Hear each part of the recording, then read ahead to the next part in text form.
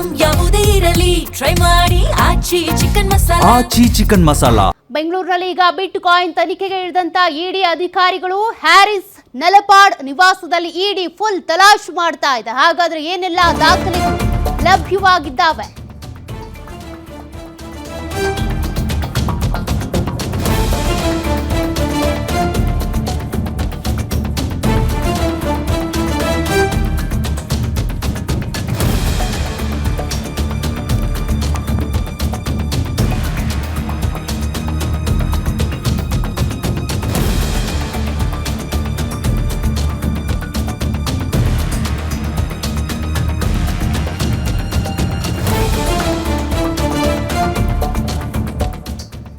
ಸತತ 7 ಗಂಟೆಯಿಂದಲೂ ದಾಖಲೆಗಳ ಪರಿಶೀಲನೆ ಮಾಡ್ತಾ ಇದ್ದಾರೆ ಇಡಿ ಅಧಿಕಾರಿಗಳು.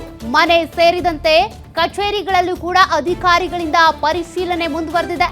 ದಾಖಲೆಗಳು, ಲ್ಯಾಪ್ಟಾಪ್, ಮೊಬೈಲ್ ಪರಿಶೀಲನೆ ಮಾಡಲಾಗ್ತಾ ಇದೆ. ಬಿಟ್ಕಾಯಿನ್ ಅಕ್ರಮ ಹಣ ವರ್ಗಾವಣೆ ವಿಚಾರವಾಗಿ ಪ್ರಶ್ನೆ ಕೇಳ್ತಾ ಇದ್ದಾರೆ. ಮಾಜಿ ಕೇಂದ್ರ ಸಚಿವ ರೆಹಮಾನ್ ಖಾನ್ ಮೊಮ್ಮಗನಿಗೂ ಕೂಡ ಶಾಕ್ ಕೊಟ್ಟಿದ್ದಾರೆ ಇಡಿ. ಇನ್ನು ಅಕೀಬ್ ಖಾನ್ ನಿವಾಸದ ಮೇಲೂ ಇಡಿ ಬಿಗ್ ರೇಡ್ ನಡೀತಾ ಇದೆ. ಮನ್ಸೂರ್ ಅಲಿ ಖಾನ್ ಮನೆ ಮೇಲೂ ಕೂಡ ದಾಳಿ ನಡೆಸಿರುವಂತ ಇಡಿ ಅಧಿಕಾರಿಗಳು ತಲಾಶ್ ಮಾಡ್ತಾ ಇದ್ದಾರೆ. ಒಂದಷ್ಟು ದಾಖಲೆಗಳನ್ನ ಕಲೆ ಹಾಕ್ತಾ ಇದ್ದಾರೆ. ಅವರ ವಿರುದ್ಧ ಕೇಳಿಬಂದಿರುವಂತ ಆರೋಪಗಳು ಅಕ್ರಮ ಹಣ ವರ್ಗಾವಣೆ ಇರಬಹುದು.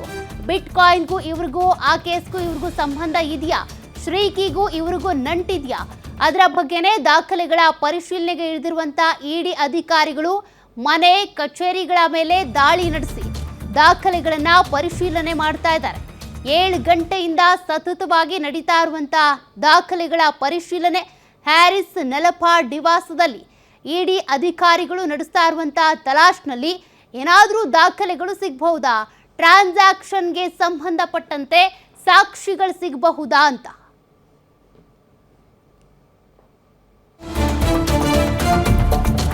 ಇನ್ನು ಬಿಟ್ ಕಾಯಿನ್ ಕಿಂಗ್ ಪೆನ್ ಶ್ರೀಕಿಗೂ ಇಡಿ ಬಿಗ್ ಶಾಕ್ ಕೊಟ್ಟಿದೆ. ಶ್ರೀಕಿ ನಿವಾಸದ ಮೇಲೂ ಕೂಡ ಇಡಿ ಅಧಿಕಾರಿಗಳು ದಾಳಿ ನಡೆಸಿದ್ದಾರೆ.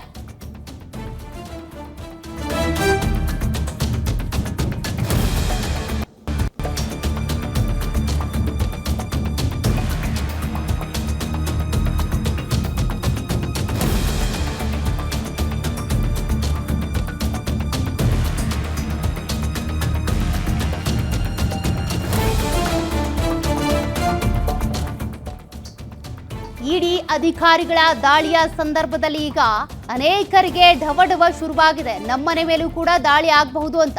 ಬೆಂಗಳೂರಿನ ಜಯನಗರದಲ್ಲಿರುವಂತಹ ಕಿಂಗ್ ಪಿನ್ ಶ್ರೀಕಿ ನಿವಾಸದಲ್ಲೂ ಕೂಡ ಅಧಿಕಾರಿಗಳು ವಿಚಾರಣೆ ನಡೆಸಿದ್ದಾರೆ. ಸಿಆರ್ಪಿಎಫ್ ಯೋಧರ ಭದ್ರತೆಯಲ್ಲಿ ಇಡಿ ದಾಳಿ ನಡೆಸಿದ್ದು, ದಾಳಿಯ ಸಂದರ್ಭದಲ್ಲಿ ಮನೆಯಲ್ಲೇ ಇದ್ದಂತ ಹ್ಯಾಕರ್ ಶ್ರೀಕಿ, ಬೆಳಗ್ಗೆಯಿಂದಾನೂ ಕೂಡ ಶ್ರೀಕಿ ವಿಚಾರಣೆ ನಡೆಸ್ತಾ ಇರುವಂತ ಇಡಿ ಶ್ರೀಕಿ ಮನೆ ಮೇಲೆ ದಾಳಿಯಿಂದ ಈಗ ದೊಡ್ಡವರಿಗೂ ಕೂಡ ಶುರುವಾಯಿತು ನಡುಕ. ಅಂದ್ರೆ ಈ ಬಿಟ್ ಕಾಯಿನ್ ಹಗರಣದಲ್ಲಿ ಅಥವಾ ಅಕ್ರಮ ಹಣ ವರ್ಗಾವಣೆಯಲ್ಲಿ ಯಾರೆಲ್ಲ ಇದ್ದಾರೋ ಅವರಿಗೆ ಈಗ ನಿಜಕ್ಕೂ ಭಯ ಹುಟ್ಟಿದೆ, ಆತಂಕ ಶುರುವಾಗಿದೆ. ನಮ್ಮ ಮನೆ ಬಾಗಿಲು ಕದ ತಟ್ಟೋದಕ್ಕೂ ಕೂಡ ಇಡಿ ಅಧಿಕಾರಿಗಳು ಯಾವ ಸಮಯದಲ್ಲಿ ಬೇಕಿದ್ರೂ ಬರಬಹುದು ಅನ್ನುವಂಥ ಭಯ ಶುರುವಾಗಿದೆ. ಸದ್ಯ ಸಿಆರ್ಪಿಎಫ್ ಯೋಧರ ಭದ್ರತೆಯಲ್ಲಿ ಶ್ರೀಕಿ ಮನೆಯಲ್ಲೂ ಕೂಡ ದಾಳಿ ನಡೆಸಲಾಗಿದೆ. ಮತ್ತೊಂದು ಕಡೆ ಹ್ಯಾರಿಸ್ ನಲಪಾಡ್ ಮನೆ ಮೇಲೂ ಕೂಡ ಇಡಿ ಅಧಿಕಾರಿಗಳು ದಾಳಿ ನಡೆಸಿ ಏನೆಲ್ಲ ದಾಖಲೆಗಳು ಸಿಗಬಹುದು ಅನ್ನೋದ್ರ ಬಗ್ಗೆ ಮಾಹಿತಿಯನ್ನ ಕಲೆ ಹಾಕ್ತಾ ಇದ್ದಾರೆ. ನಿಜಕ್ಕೂ ಮನಿ ಲಾಂಡ್ರಿಂಗ್ ಆಗಿದೆಯಾ? ಹಾಗಾದ್ರೆ ಇಡಿ ಅಧಿಕಾರಿಗಳು ರಾಜ್ಯಗಳಲ್ಲಿ ಆಗುವಂತ ಕೇಸ್ಗಳಿಗೆ ಇಂಟರಪ್ಟ್ ಆಗ್ತಾರೆ, ತಲೆ ಹಾಕ್ತಾರೆ ಅಂದ್ರೆ ಅಲ್ಲಿ ಮನಿ ಲಾಂಡ್ರಿಂಗ್ ಆಗಿರ್ಬೇಕಾಗುತ್ತೆ. ಅಂತಹ ಪ್ರಕರಣನ ಇದು. ಹಾಗಾದ್ರೆ ನಿಜಕ್ಕೂ ಇವರೆಲ್ಲರೂ ಈ ಬಿಟ್ ಕಾಯಿನ್ ಅಕ್ರಮಕ್ಕೆ ಸೇರಿದಂತೆ ಇವರು ಸೇರ್ಕೊಂಡಿದ್ದಾರಾ? ಇವರ ಪಾತ್ರ ಎಷ್ಟಿರಬಹುದು? ಹಾಗಾದ್ರೆ ಶ್ರೀಕಿಯ ಸುತ್ತ ಇನ್ಯಾರು ರಾಜಕಾರಣಿಗಳಿದ್ದಾರೆ? ಆ ಆತಂಕ, ಭಯ ಈಗ ಆತನ ಜೊತೆಗೆ ಲಿಂಕ್ನಲ್ಲಿ ಇದ್ದಂಥವರಿಗೆ ಶುರುವಾಗ್ತಾ ಇದೆ. ಬಿಟ್ ಕಾಯಿನ್ ಹಗರಣಕ್ಕೆ ಸಂಬಂಧಪಟ್ಟಂತೆ ನಡೀತಾ ಇರುವಂತಹ ದೊಡ್ಡ ರೇಡ್ ಇದು. ಈಗಾಗಲೇ ಅನೇಕ ಅಧಿಕಾರಿಗಳ ಅಥವಾ ಶಾಸಕರ ಮನೆ ಮೇಲೆ, ಮತ್ತೊಂದು ಕಡೆ ಶ್ರೀಕಿ ಮನೆ ಮೇಲೂ ಕೂಡ ದಾಳಿ ನಡೆದಿದ್ದು. ಇದರಿಂದ ಮತ್ತಷ್ಟು ಶ್ರೀಕಿ ಜೊತೆಗೆ ನಂಟಿರುವಂಥವ್ರಿಗೂ ಈಗ ಭಯ ಹುಟ್ಕೊಂಡಿದೆ.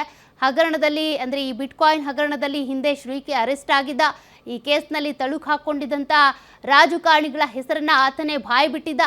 ನಾಯಕರ ಹೆಸರನ್ನ ಪ್ರಸ್ತಾಪ ಮಾಡಿದ್ದಂಥ ಈ ಹ್ಯಾಕರ್ ಶ್ರೀಕಿ ಅಂಥವರ ಮನೆ ಮೇಲೆ ಈಗ ರೇಡ್ ನಡೀತಾ ಇದೆ.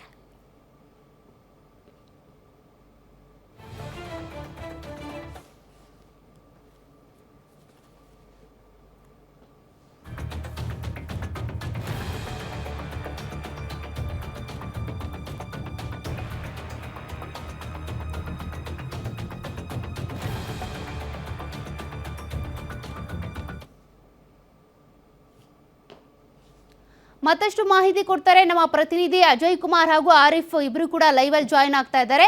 ಅಜಯ್ ಕುಮಾರ್, ಈಗಾಗಲೇ ಈ ಕೇಸ್ಗೆ ಸಂಬಂಧಪಟ್ಟಂತೆ ಸಾಕಷ್ಟು ಅನುಮಾನಗಳಿತ್ತು. ಯಾವ ರಾಜಕಾರಣಿಗಳು ಇದರಲ್ಲಿ ತಳುಕು ಹಾಕೊಂಡಿದ್ದಾರೆ ಅನ್ನೋದ್ರ ಬಗ್ಗೆ ಸದ್ಯ ಏನ್ ಅಪ್ಡೇಟ್ ಸಿಗ್ತಾ ಇದೆ? ದಾಖಲೆಗಳಲ್ಲಿ ಏನಾದರೂ ಮಾಹಿತಿ ಸಿಕ್ಕಿದೆಯಾ ಅಜಯ್? ಖಂಡಿತವಾಗ್ಲೂ ಈಗಾಗಲೇ ಏನು ಬೆಳಗಿಂದನೂ ಕೂಡ ಈ ಒಂದು ರೈಡ್ ಕೂಡ ಈಗ ಕಂಟಿನ್ಯೂ ಆಗಿರುವಂತದ್ದು. ಅದರಲ್ಲೂ ಕೂಡ ಪ್ರಮುಖವಾಗಿ ಈ ಹಿಂದೆ ಆಗಿದ್ದಂತ ಒಂದು FIR ಏನಿದೆ ಅದಕ್ಕೆ ಸಂಬಂಧಪಟ್ಟಂತೆ ಕೆಲವೊಂದು ವಿಚಾರಗಳನ್ನ ಇಟ್ಕೊಂಡು, ಅಂದ್ರೆ FIR ನಲ್ಲೂ ಕೂಡ ಸಾಕಷ್ಟು ಏನೋ ಮನಿ ಲ್ಯಾಂಡ್ರಿಂಗ್ ಆಗಿದೆ ಅನ್ನೋ ಒಂದು ಆರೋಪಗಳು ಕೂಡ ಇತ್ತು. ಆ ಒಂದು ವಿಚಾರಕ್ಕೆ ಸಂಬಂಧಪಟ್ಟಂತೆ ಈಗಾಗಲೇ ರೈಡ್ ಕೂಡ ಆಗಿರುವಂತದ್ದು. ಇಲ್ಲಿ ಕೇವಲ ನಲಪಾಡ್ ಮತ್ತೆ ಇಲ್ಲಿ ಹ್ಯಾರಿಸ್ ಅಷ್ಟೇ ಅಲ್ಲದೆ ಇನ್ನು ಶ್ರೀಕಿ ಆಗಿರ್ಬೋದು ಮತ್ತೆ ಉಮರ್ ನಲ್ಪಾಡ್ ಆಗಿರ್ಬೋದು, ಜೊತೆಗೆ ಇನ್ನು ಕೂಡ ಅಕೀಬ್ ಏನಿದ್ದಾರೆ ಅವರು ಕೂಡ ಇಲ್ಲಿ ಇವರ ಸಂಬಂಧಿಕರು ಅಂತಾನು ಕೂಡ ಹೇಳಲಾಗ್ತಿರುವಂತದ್ದು. ಮತ್ತೆ ಮನ್ಸೂರ್ ಅಲಿ ಖಾನ್ ಅಂತ ಹೇಳಿ ಅವರು ಕೂಡ ಇವರ ಸಂಬಂಧಿಕರಂತಾನು ಕೂಡ ಹೇಳಲಾಗ್ತಾ ಇರುವಂತದ್ದು. ಸೊ ಹೀಗಾಗಿ ಅವರ ಮನೆ ಮೇಲೆ ಕೂಡ ಈಗಾಗಲೇ ರೈಡ್ ಅನ್ನ ಮಾಡಿ ಪರಿಶೀಲನೆ ಸಹ ಮಾಡ್ತಾ ಇರುವಂತದ್ದು. ಸೊ ಯಾಕಂದ್ರೆ ಈಗಾಗಲೇ 2020 ಮತ್ತು 2024 ಈ ಎರಡು ಇಸ್ವಿಯಲ್ಲೂ ಕೂಡ ಏನೋ ನಲ್ಪಾಡ್ ಅವರನ್ನು ಕೂಡ ವಶಕ್ಕೆ ಪಡ್ಕೊಂಡಿರ್ತಾರೆ. ವಶಕ್ಕೆ ಪಡ್ಕೊಂಡು ಅಲ್ಲೂ ಕೂಡ ಕೆಲವೊಂದು ವಿಚಾರಗಳನ್ನು ಕೂಡ ಅವರಿಂದ ಬಾಯ್ಬಿಡಿಸುವಂತ ಕೆಲಸಕ್ಕೆ ಇಡಿ ಅಧಿಕಾರಿಗಳು ಮುಂದಾಗಿರ್ತಾರೆ. ಅದಕ್ಕೆ ಪೂರಕವಾದಂತಹ ಕೆಲವು ಇನ್ನು ಅಡಿಷನಲ್ ಡಾಕ್ಯುಮೆಂಟ್ಸ್ ಗಳು ಕೂಡ ಈಗಾಗಲೇ ಇಡಿ ಅಧಿಕಾರಿಗಳ ಕೈ ಸೇರಿರುವಂತದ್ದು. ಸೊ ಹೀಗಾಗಿ ಆ ಒಂದು ವಿಚಾರವನ್ನ ಇಟ್ಕೊಂಡು ಈಗಾಗಲೇ ಅದರಲ್ಲಿ ಸಿಕ್ಕಿರುವಂತ ಕೆಲವೊಂದು ಮನಿ ಲಾಂಡ್ರಿಂಗ್ ಆಗಿರ್ಬೋದು, ಬಿಟ್ಕಾಯಿನ್ ವಿಚಾರ ಆಗಿರ್ಬೋದು, ಮತ್ತೆ ಕೋಟ್ಯಾಂತರ ರೂಪಾಯಿ ಹಣದ ವ್ಯವಹಾರ ಆಗಿರ್ಬೋದು, ಇದೆಲ್ಲವನ್ನು ಆಧರಿಸಿ ಈಗಾಗಲೇ ರೈಡ್ ಕೂಡ ಮಾಡಿದ್ದಾರೆ ಅಂತಾನು ಕೂಡ ಮಾಹಿತಿ ಇರುವಂತದ್ದು. ಈಗಾಗಲೇ ನಲ್ಪಾಡ್ ಆಗಿರ್ಬೋದು, ಹ್ಯಾರಿಸ್ ಆಗಿರ್ಬೋದು, ಉಮರ್ ಆಗಿರ್ಬೋದು, ಜೊತೆಗೆ ಆ ಮನ್ಸೂರ್ ಅಲಿ ಖಾನ್ ಆಗಿರ್ಬೋದು ಮತ್ತೆ ಮೊಹಮ್ಮದ್ ಅಕೀಬ್ ಆಗಿರ್ಬೋದು, ಇವರೆಲ್ಲರ ಮನೆಯಲ್ಲೂ ಕೂಡ ರೈಡ್ ಮಾಡಿ ಬೆಳಗಿಂದನೂ ಕೂಡ ಅವರ ಮನೆಯಲ್ಲಿರುವಂತಹ ಕೆಲ ದಾಖಲಾತಿಗಳನ್ನು ಕೂಡ ಈಗಾಗಲೇ ಪರಿಶೀಲನೆಯನ್ನ ಮಾಡ್ತಿದ್ದಾರೆ.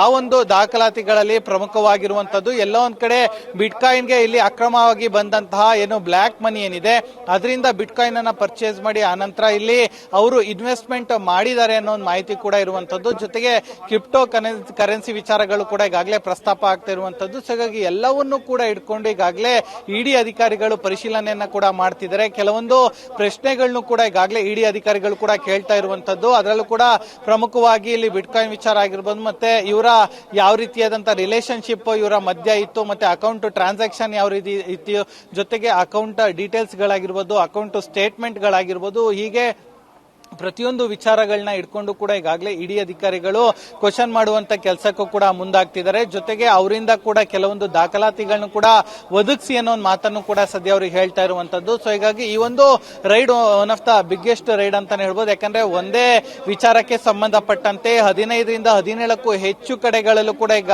ಬೆಂಗಳೂರಿನಲ್ಲಿ ದಾಳಿ ಆಗಿರುವಂತದ್ದು. ಸೊ ಹೀಗಾಗಿ ಮುಂದಿನ ದಿನಗಳಲ್ಲಿ ಇಲ್ಲಿ ತಪ್ಪಿತಸ್ಥರು ಇದ್ದಾರೆ ಅಂತ ಗೊತ್ತಾಗಿದ್ದೆ ಆದಲ್ಲಿ ಅವರೆಲ್ಲರಿಗೂ ಕೂಡ ನೋಟಿಸ್ ಕೊಡುವಂತ ಕೆಲಸಕ್ಕೂ ಕೂಡ ಮುಂದಾಗ್ತಾರೆ. ಅವ್ರಿಗೂ ಕೂಡ ವಿಚಾರಣೆ ಕರೆಸಿ ವಿಚಾರಣೆ ಮಾಡುವಂತ ಕೆಲಸಕ್ಕೂ ಕೂಡ ಇಡಿ ಅಧಿಕಾರಿಗಳು ಮುಂದಿನ ದಿನಗಳಲ್ಲಿ ಮುಂದಾಗ್ತಾರೆ ಅನ್ನೋ ಮಾಹಿತಿ ಕೂಡ ಸದ್ಯ ಸಿಗ್ತಾ ಇರುವಂತದ್ದು. ಸೌಖ್ಯ. Okay, thank you Ajay ಡೀಟೇಲ್ಸ್ಗೆ.